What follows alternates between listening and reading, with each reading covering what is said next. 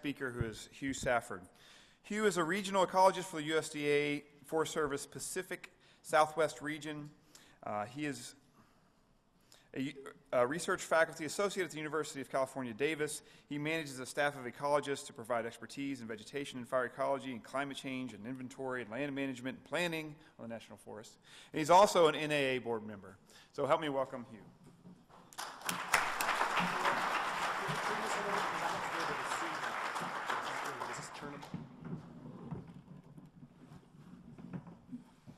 I'm a shy guy and I don't like looking directly at my audience. Actually, I have a very different kind of talk. I hope it's not too shocking, but I tend to talk to manager audiences and academic audiences, so I have some text in my slides, which might be shocking to you, but I have to see the text. That's why I'm doing this. Okay, so this is for, do we have a pointer? Is there a pointer on this thing? Oh, and it works. That's amazing.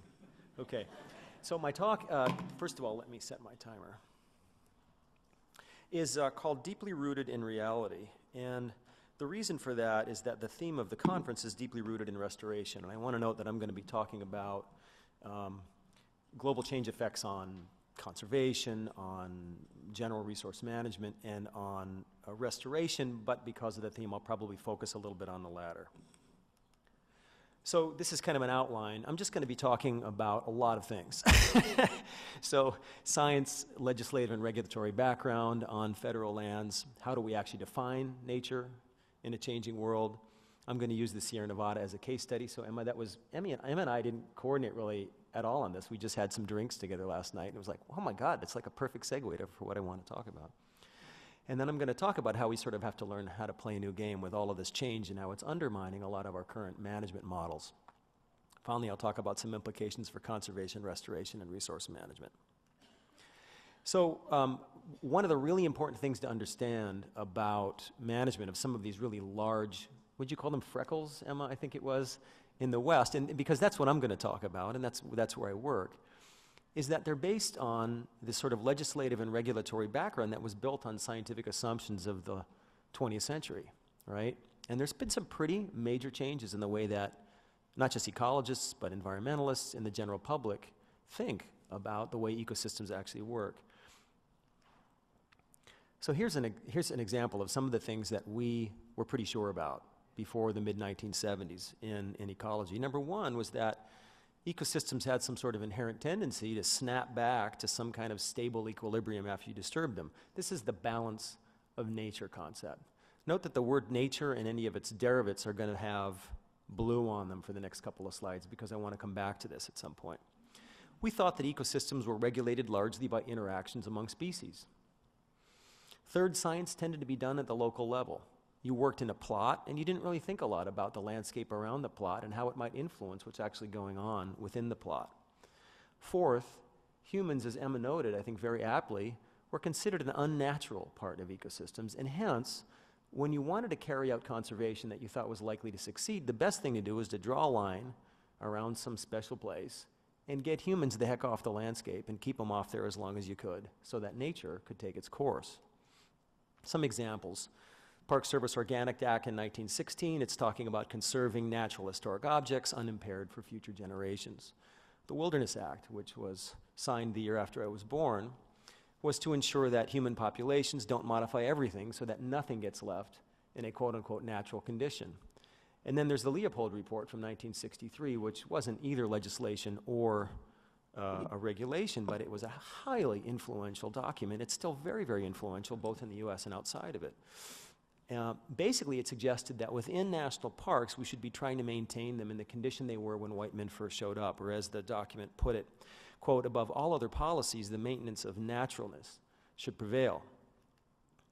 So how has scientific understanding changed? This didn't just like happen overnight, obviously. There were things happening already in the middle of the 20th century, but you know, by today, we have some different ideas about the way things actually operate.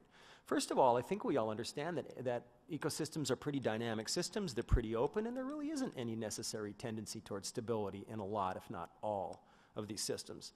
Secondly, they're regulated by all sorts of things, including biotic interactions, but there's a lot of stuff going on outside the level of your plot that has huge influence, both on spatial and temporal scales on what goes on in that plot.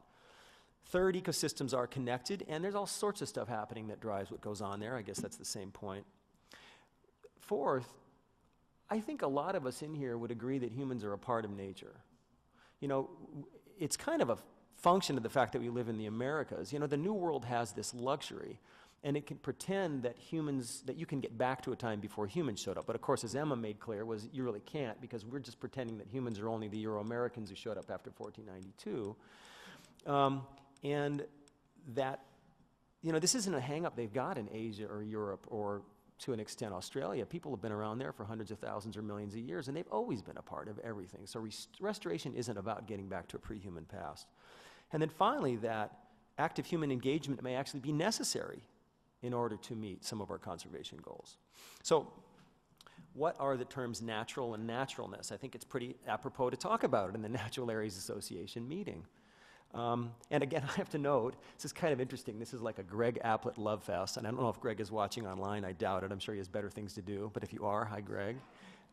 Greg is a friend of mine, and I have stolen some of his ideas as well here, and I highly recommend you catch up with some of the thinking that this guy's done at the Wilderness Society. At any rate, just in terms of defining natural to start with, present in or produced by nature, not artificial or man-made. So if you go back to my earlier blued nature and nature derivatives, and then you look at this definition, you realize that really nature, as far as humans are concerned, at least on this continent, really is the absence of human impact. So Greg and then Dave Cole thought about this and said, you know, in the US we see about 3 major components here. One of those is this idea of being pristine, right, not having human influences. Another one was the idea of a system being able to essentially run itself, right, that it didn't have any intentional human control. And lastly was the concept of this high fidelity to historical conditions, whenever you wanted to define those as being based on. So there's some big big problems with this definition of naturalness, though. First of all, and again, Emma did a great job of introducing this, so I don't have to spend a lot of time on this, but a lot of places in North America had been affected by humans for millennia before Euro-Americans showed up, especially in the southeast and along the west coast, where there were societies and relatively dense human population. Secondly, the intense and very broad-scale nature of human impacts on the environment right now means that you don't have any pristine places anymore, not by the definitions that Greg and Dave provided us. Everything's being affected by warming, everything's being affected by raised greenhouse gases, everything's being affected by some kind of air pollution input from somewhere. And then finally, the changes in the environment that we see today are directional. At least for the time being, they don't seem to be very cyclical, right? And they're driving things away from historical conditions. And it's going to be impossible to get a lot of these places, if not all of them, back to some pre-1492 condition. So another thing that Greg did, he spent some time thinking about how you would arrange different kinds of natural areas along 2 of the most important gradients of naturalness as he defined them. And so what he did was he put this matrix together in a paper he published in 1999 that has the y-axis as sort of freedom from human control, things grading from very controlled to very autonomous, and the x-axis is ecological condition, grading from very novel to pristine. And so on the lower left is a place like downtown Dayton, right? Very controlled. There's some sort of natural kind of areas in there, but the whole place exists because humans built it, and that's what it's about. And as you go along that x-axis, you end up in pine plantations, and then you end up in some of the restored Midwestern prairies that Guy referred to and that you see in different states in the Midwest, which may actually be relatively similar to quote-unquote pristine conditions, but man, they require a whole lot of constant human input to actually be there. And then if you go along the y-axis from that downtown, you get to a vacant lot. Emma talked a lot about those, right? There might be some wildness in there. Certainly a lot of species, some introduced, some not. And then you end up at a place like the C&O Canal, which is purely a human construct, but it's been basically left to drift for a long time. And then if you go up into the upper right corner, you get to the pristine autonomous corner, which is sort of the wilderness nirvana, if you will. And in this case, he's using the Arctic Wildlife Refuge. So really to interpret this thing, what you've got is a gradient from the lower left to the upper right of naturalness, right? At least based on the definitions that we tend to use. So what struck me was the bottom left are all these small fragmented areas that Emma talked about and that a lot of you work with here in the Midwest and in the Northeast and in the Southeast. And in the upper right are a lot of these large high-integrity landscapes, these amalgams of freckles, as Emma put it, that are largely in the western United States. And so whereas Emma focused a lot on the lower left of that diagram, I'm going to focus almost entirely on the upper right. So this is what I call the luxury of the large landscape, right? So at least in theory, if you've got these large conterminous blocks of federal land, they ought to be relatively immune to a lot of the problems that Emma identified that plague these sort of postage stamp kinds of networks. They've got relative jurisdictional and legal homogeneity. They've got biological connectivity, at least at some level. There's a lot of ecological heterogeneity in some of these really large landscapes as well. This is what John Muir loved about them. One of the things he loved, and they have a low edge to area ratio, which means, and I know a lot of you guys work in reserves, that there's a lot more core area. Right? And as you know, all the disturbance happens on the edges, or most of it. So what I want to disabuse you, though, of during my talk is the notion that these landscapes don't have many of, if not all of the same issues that these smaller fragmented landscapes also have. They're very susceptible to the effects of global change, and it is something that we're grappling with in the Forest Service and all of the federal agencies and all of the state agencies as well. So again, I thought this was amazing that Emma ended up talking about the Sierra Nevada, because that's what I'm going to talk about. I grew up in Montana, but I've been living in California for a long time, and it's probably the place that I know best, and I'm going to use it as a case study. So here's the view from the air. It's the single biggest mountain range in the US, actually, considering the fact that the Rockies are made up of hundreds of minor ranges. It's the size of Kentucky, basically. Almost 2/3 in federal ownership, and if you look on the right, you can see the light polygons are national forest units, and it also includes Lassen, Yosemite, and Sequoia-Kings Canyon National Parks. There's a lot of wilderness here. I believe it's the third largest area of contiguous wilderness in the lower 48. Central Idaho has got a large area, and northern Montana as well. And you add that all up in the Sierra Nevada, you get the land area of Connecticut and Rhode Island together. So this is the view from the ground. It's an amazing place. I love being there. One of the best things and one of the worst things at the same time is it basically doesn't precipitate between May and about October. All right? So you've got Yosemite with all its scenery, the highest waterfall in the US. You've got Lake Tahoe, got the highest mountains in the lower 48. You've got some amazing river systems on the west slope. And you've got the world's largest organisms. And there's a lot of other really amazing superlatives about the Sierra Nevada.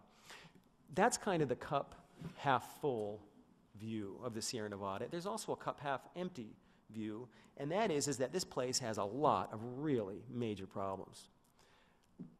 There is a wave of huge and ecologically very destructive wildfires. The latest one we just dealt with this year was a 100,000 acre blaze that burned just outside of Sacramento.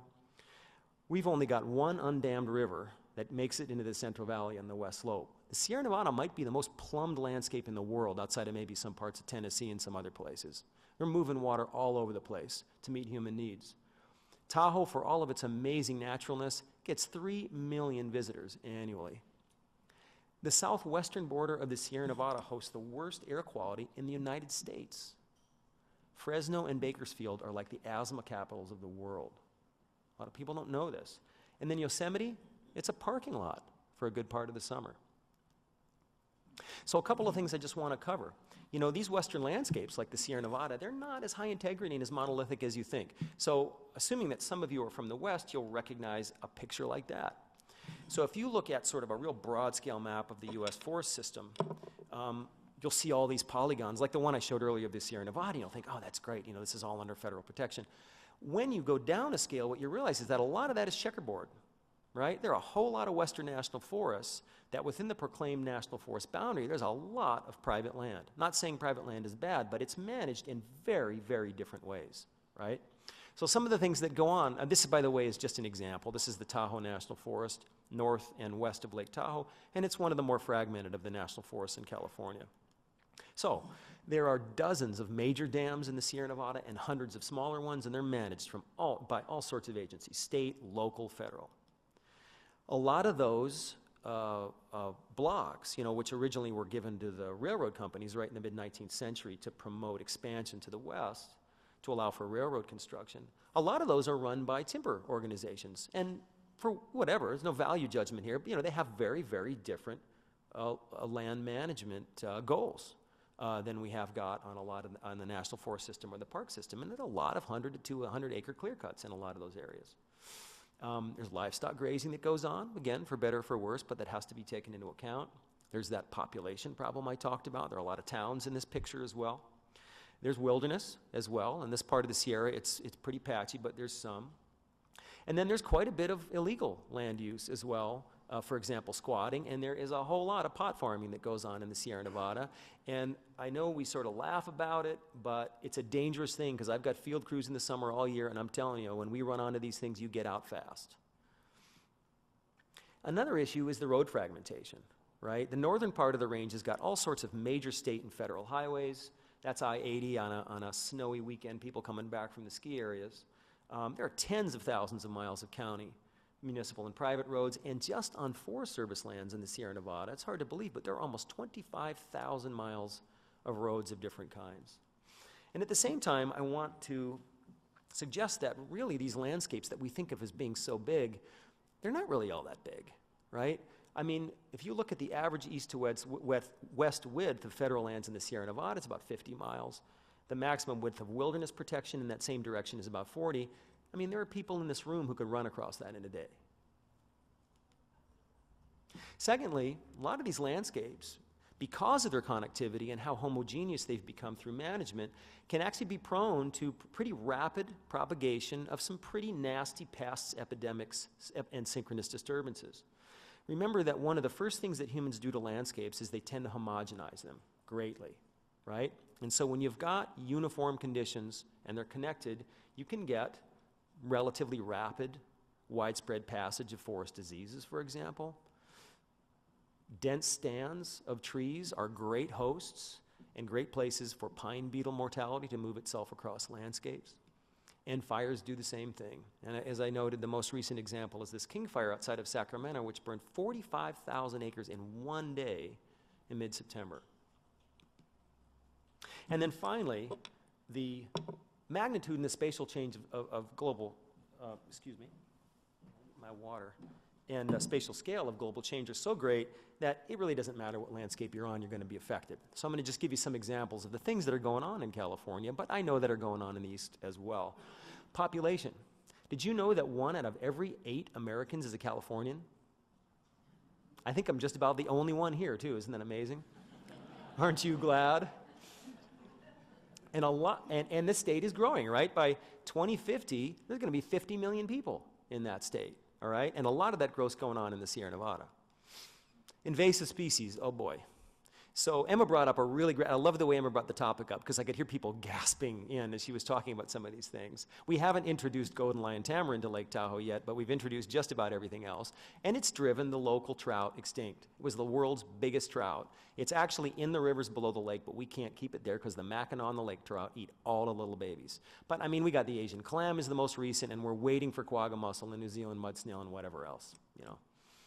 There's a lot of terrestrial invasives that we've got major problems with. A lot of them are here, they're naturalized, not a whole lot you can do about them. Cheatgrass is a really big issue, and if you live in Utah or Nevada or Idaho or Montana or Eastern California, it's probably your single biggest concern because the stuff burns like mad, it browns up before everything else that's native, and it has an amazing and long-term seed bank that just goes nuts when you burn the system. And you want to take a trip to Nevada and just cry over changing ecosystems. It's amazing what you see out there now. And then there's white pine blister rust, which is killing all the white bark pine and sugar pine and everything, stuff like that. So the temperature one I want to spend just a second on, because people don't internalize what this means. They see these graphs and they go, oh, I've seen this so many times. Okay, it's getting warmer, I've noticed. Well, 5 to 8 degrees by the end of the century Fahrenheit, you just figure out what that means. You know, that's the difference between the daily high probably end of May and the daily high in July in a place like Dayton. But think about annually. Where does that put Dayton or Columbus or Pittsburgh that have an average January or July high of about 85, 86? Well, add 8 degrees to that. Can you tell me where that puts you in the U.S.? What town has about the same climate as here, but it's about 93 every day in the summer? Mobile, Alabama, and Orlando, Florida. That's where Dayton's going. Might as well just move there now. A lot of you will probably, actually, the way things happen in this country. Snowpack is a really big issue. I could talk about this slide for 30 minutes in California because actually politicians almost don't want to hear about anything else. Because California supplies 50% of all the produce that Americans eat. And that water has to come from somewhere. It has 1 in 8 of all Americans, right?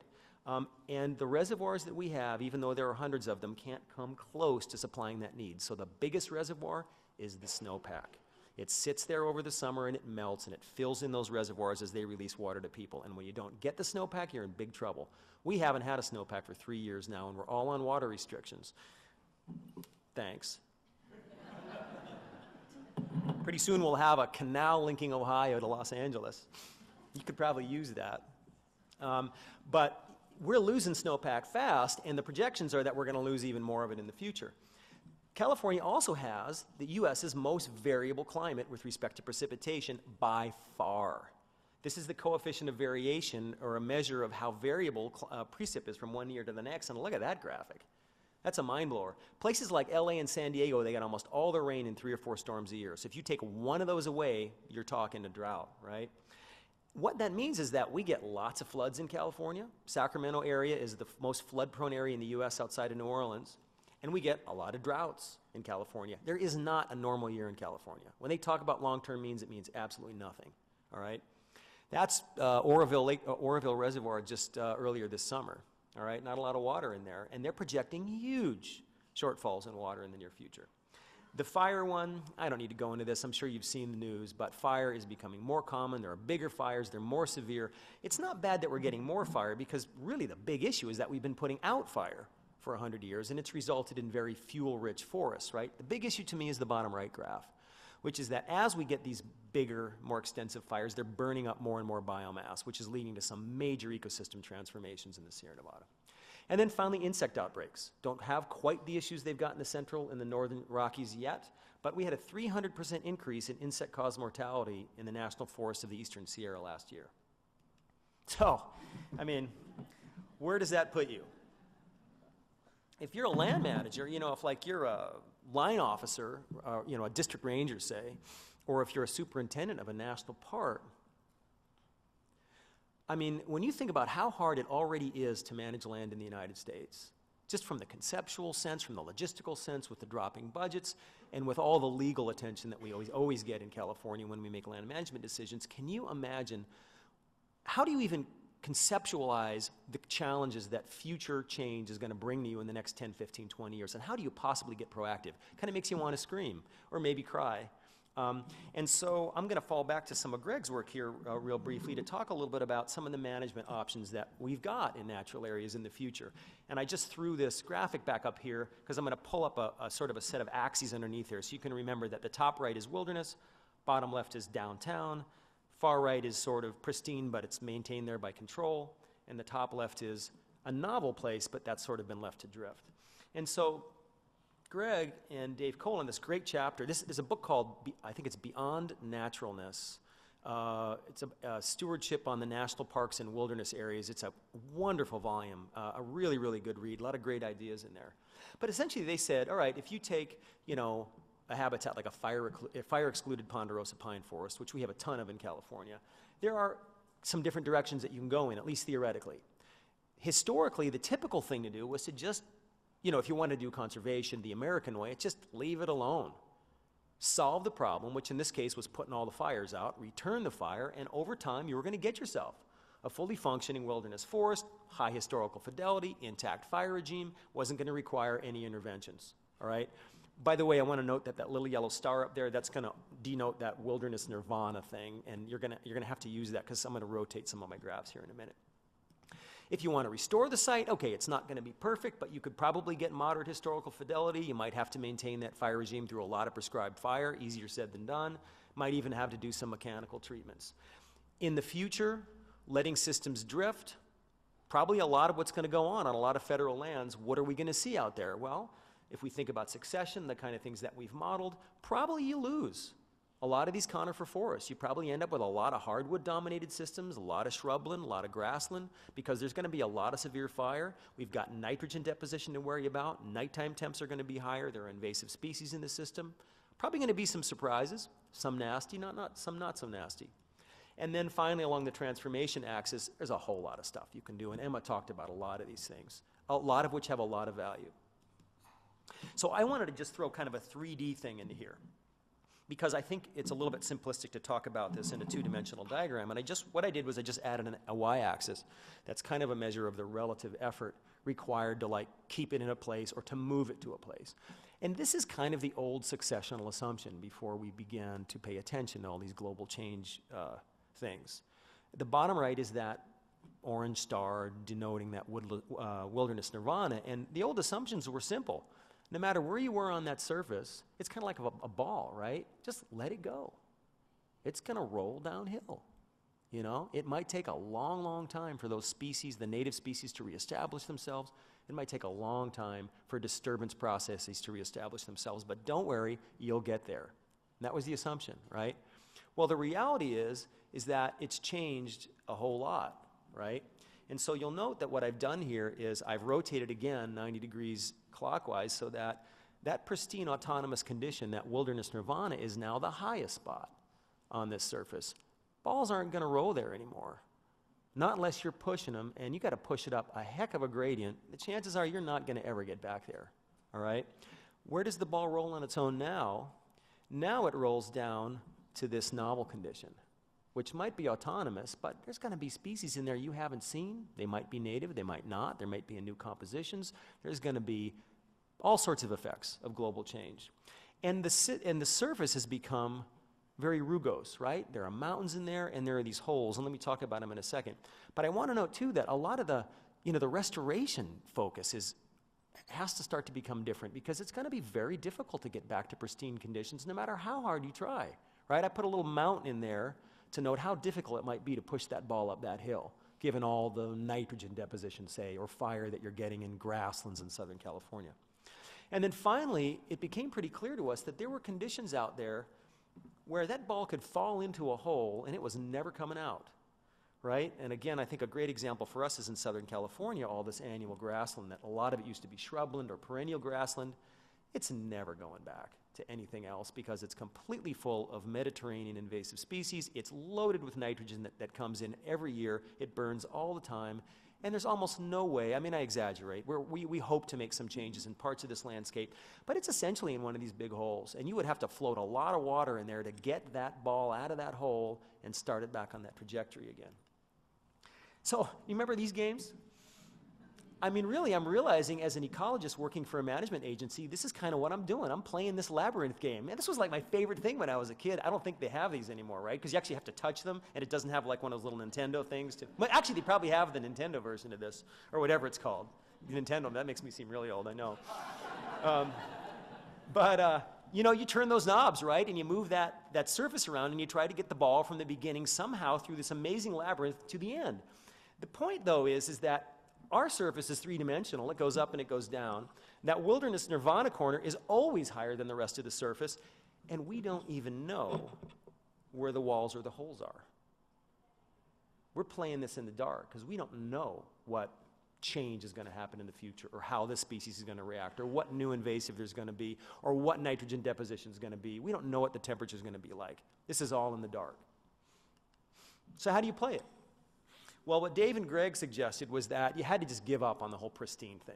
I think Emma was kind of making this point as well. That they said, you know what, come on, there is no pristine nothing anywhere anymore, at least by the definition they used. So they just got rid of that whole part of the graph to make things easier, and they said, okay, in the future you got three choices. One is you can resist or delay change, which we'll call restoration. One is you can accept change, which we'll call drift. And the other one is you can actually guide change or work with it, and that's called transformation. Okay, so a lot of text again, forgive me. So what about resisting change? In a lot of situations, well, I shouldn't say a lot. We may think there are a lot, but probably there are fewer than we think. In some situations, active resistance to change may actually be a reasonable course of action, at least for the time being, right? We can all think of examples of endangered species in small habitats, dropping populations. We're really worried about moving them. We're really worried about experimenting with them. Well, you're going to resist change as long as you can to try to maintain those things on Earth. There are a lot of places where we built homes in the West. Because of fire suppression, people didn't realize they were fire-prone forests. We're realizing that now, and we're having to build fuel breaks around a lot of these places. That's not a very natural habitat, a lot of those fuel breaks, but without them, those people aren't going to be there very long. There are other examples of that. These kind of places require really intensive intervention. The intensity of that intervention is going to accelerate over time, and this is only a short-term fix because changing conditions are going to overwhelm all of these efforts, or nearly all of them, probably not too far in the future. So some examples. This is the northern spotted owl. Actually, I hope there are no spotted owl experts out there because I may have accidentally grabbed a California spotted owl photo, but I'm not a bird person, so I forget how to tell the difference. Forgive me. This is the barred owl. You guys know about this story? This is a crazy one. Spotted owl is threatened under the Endangered Species Act, and as you know, it created a lot of friction in the northwestern U.S. for a long time because it forced the agencies and timber industry to make some serious changes to the way they did business. Well, populations have kind of stabilized to an extent, and then all of a sudden this barred owl shows up. Well, the barred owl, it's an ecological analog to the spotted owl, but it used to only live in the Midwest and in the eastern part of the continent, but it has been migrating slowly west, apparently a natural migration, at least as best we can tell. It fills the same niche. It's a little bit bigger, it's a little more aggressive. So when it shows up where there's a spotted owl, it chases it out. Maybe it kills it, or maybe it hybridizes with it, all right? So what do you do about it? Well, because of the protections under the Endangered Species Act and because of the dire situation of the spotted owl, the Fish and Wildlife Service, for the time being, decided it's going to start shooting barred owls by the thousands. And that's what they're doing, all right? Probably not a long-term solution to this problem, but for the time being, it's certainly got people thinking, right? Here's the home example I gave you, and another great one in the Central Valley is the whole water issue. You might notice that that community on the left of the dike is below the level of the Sacramento River, and it is for a good portion of the runoff season. And those things are going to break at some point. What about delaying change? Well, the most recommended course of action you'll see in the literature is this thing about increasing ecosystem resilience. Okay, and what resilience is it's the capacity of an ecosystem to sort of recover to some earlier, hopefully desired state after you perturb it, right? So the idea is that if you can engineer resilience into an ecosystem, then it's less likely to suffer catastrophic change. Maybe it can absorb the kind of change that we can live with as humans, right? So depending on the novelty of the treatments or the resulting conditions, resilience management may not just be restoration, it may also be transformational, I just want to note that. But it also includes just, reducing effects of non-climate stressors, and that's probably the single most recommended course of action. Can't do a lot about the climate, but you can do a lot about all the other stresses that ecosystems are dealing with. To an extent, a lot of these are stalling tactics, right? So the question is, can you buy enough time and can you forestall these effects of change long enough for mitigation effects to work? Well, looking at the CO2 readings from Hawaii recently, I don't know how long we can hold out. But the classic Western example is this forest thinning thing, really. It makes sense to the agencies because we know we have to do it for human safety, for ecosystem sustainability already. But basically, if you take forest in the bottom left, which is the product of logging of most of the large trees and then fire suppression for 100 years, this is a jungle, and this is a very uncharacteristic condition based on historical and prehistorical conditions in the forest. If you can restore it through thinning and fire, and then you burn both of them, in this case in the Angora fire in Lake Tahoe in 2007, in the upper left, most of that biomass stays in the site. 80 to 100% of the trees survive. The bottom right, everybody dies. Streams provide some of the best examples of resilience management, right? Increasing culvert size for better fish passage and better accommodation of high flow, plugging and ponding meadows that have entrenched streams from livestock use and other things so as to improve habitat and reduce erosion, or breaking levees like they've done at the Nature Conservancy's property south of Sacramento along the Cosumnes River, and they've had some amazing success there. In the long term, if you do this on enough of the landscape, it should also reduce flooding downstream. What about accepting change? So without management, a lot of these ecosystems are going to drift into new conditions, and a lot of them are going to be unprecedented or novel, okay? And there's a really rich literature on this stuff now. The issue for humans is we're control freaks, right? And we want to know, particularly in the agencies where it's public tax money and people kind of want to know what's going to happen with what you're doing out there. It's hard for people to get used to this idea that we don't actually know exactly what's going to happen. So, as Emma, I think, aptly put, it's a great learning experiment, right? Or experience, can be. So, not all ecosystem drift will necessarily result in negative outcomes, but you don't know until you see it. And I just want to note that, although I don't think we would publicize this generally, you have to understand that most federal wildlands are going to be doing this, So it's going to be very, very interesting to see, what kind of things we learn and where these systems end up in the long term.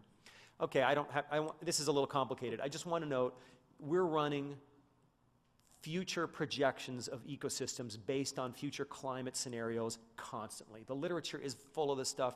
You should all take all of it with a grain of salt, okay?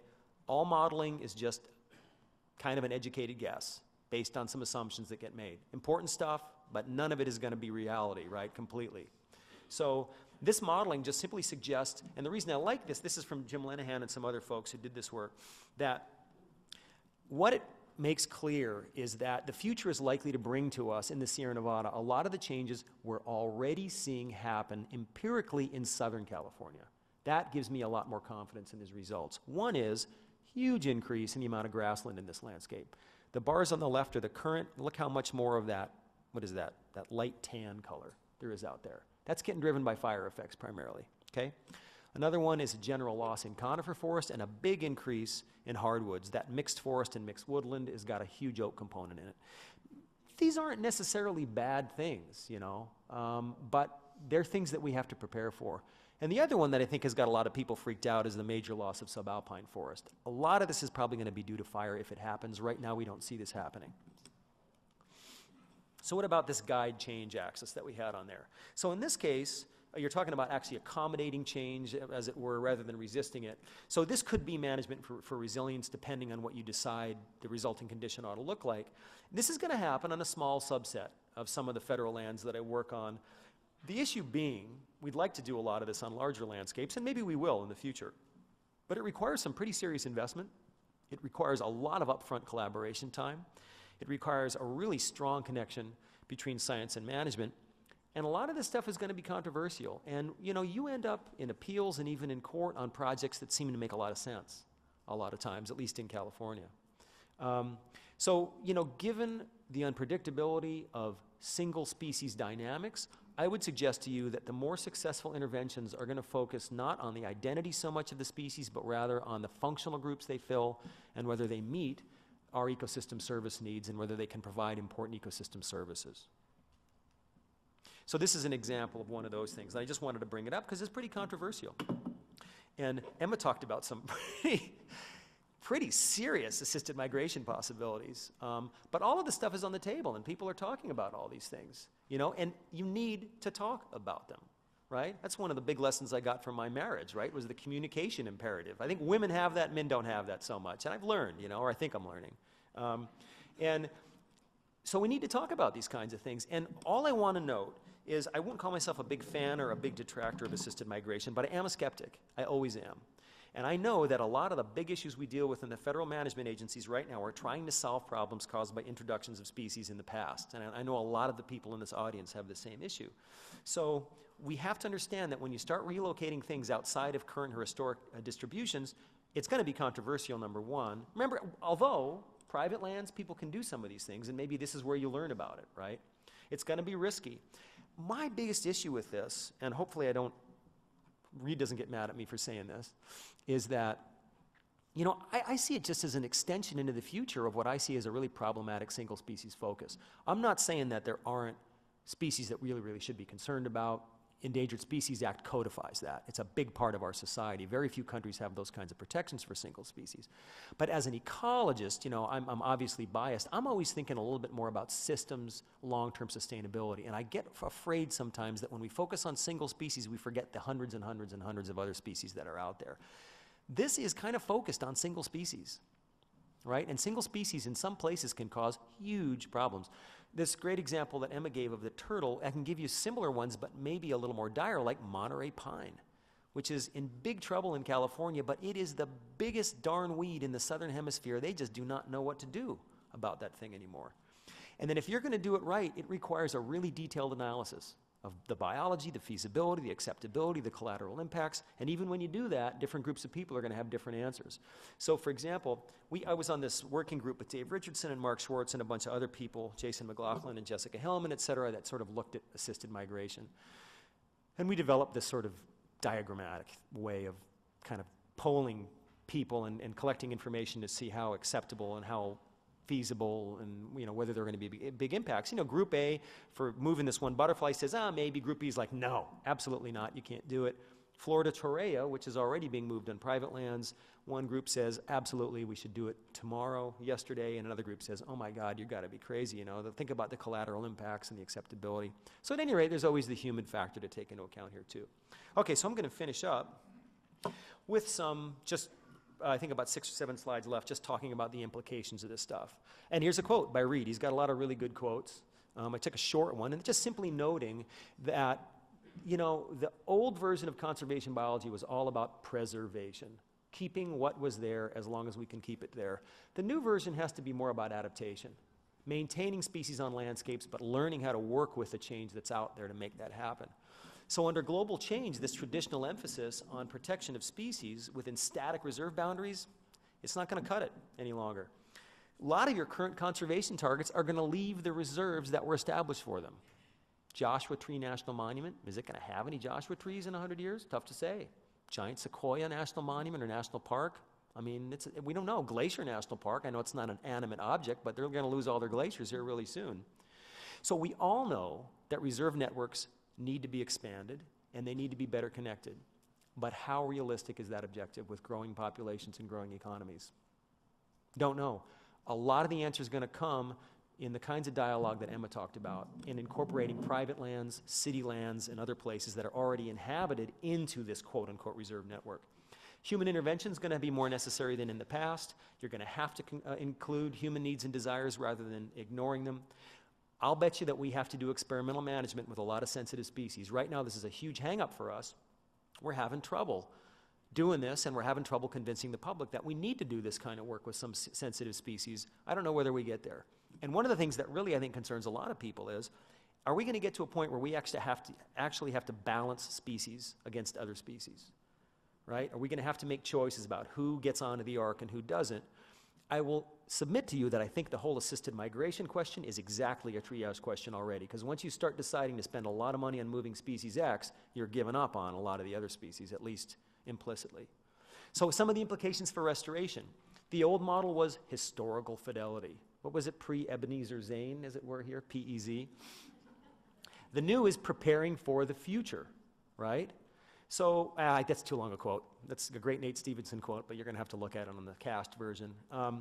But basically, I just want to note that, you know, we can't restore to historical conditions almost anywhere anymore, all right? We're pretty much in novel conditions everywhere due to atmospheric conditions, right?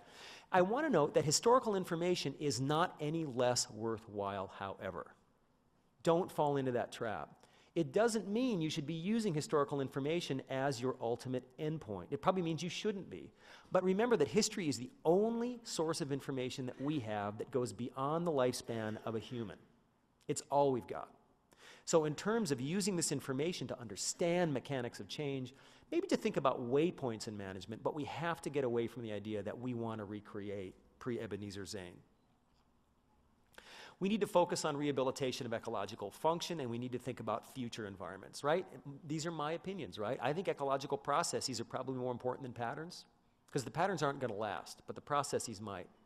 Secondly, functional groups are more important than specific species. Specific species move, but you usually have got a species in a system that fills a particular function. And then finally, projects based on ecosystem services are a lot more likely to succeed, right, than projects seeking to restore habitat for single species. And then finally, implications for resource management. The old model, rigid, rule-based, following guidelines, you know, strict guidelines established in forest plans and in legislation and legal code, deterministic, i.e., we can tell you what our action is going to create. That's kind of what the National Environmental Policy Act and NEPA kind of requires, right? Environmental impact analysis. You're supposed to give the public a pretty good idea of what it's going to look like when you're done and what the alternatives might look like. We don't have a really good idea of a lot of that anymore in a lot of systems we work, and so the new model is flexibility, experimental, adaptive. As Connie Millard put it in this piece in Ecological Applications, we need approaches that embrace flexibility, risk-taking, capacity to reassess conditions frequently, and a willingness to change course as conditions change. So, under novel conditions, basically all management actions are experimental. So with changing environmental baselines, we can't reliably predict what's going to happen. We're going to have to collaborate a lot more closely with science in the management arm than we're used to doing. I have this, I think it's a Socrates quote, what, isn't it? The unexamined life is not worth living. Well, to me as a scientist, I believe that unexamined management is really not worth implementing.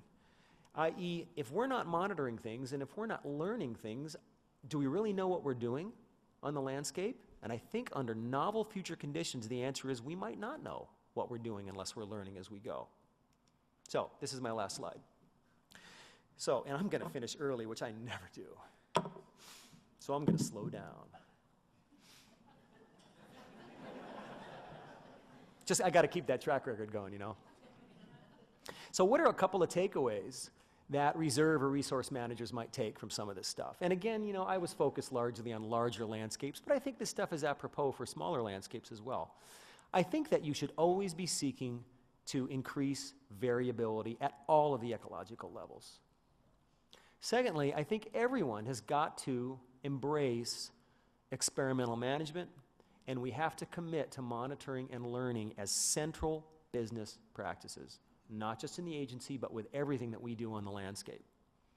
We need to transition from preservation-based strategies to adaptation.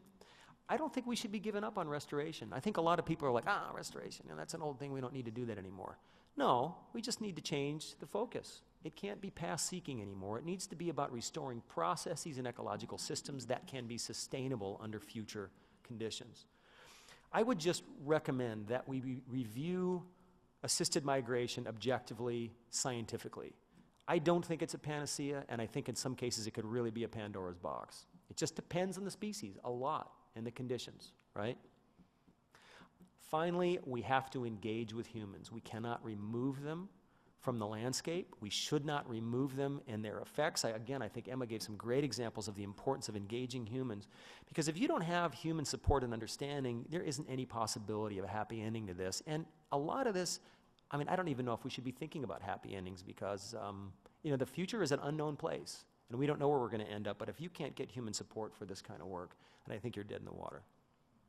That's my take on it at any rate. Thanks.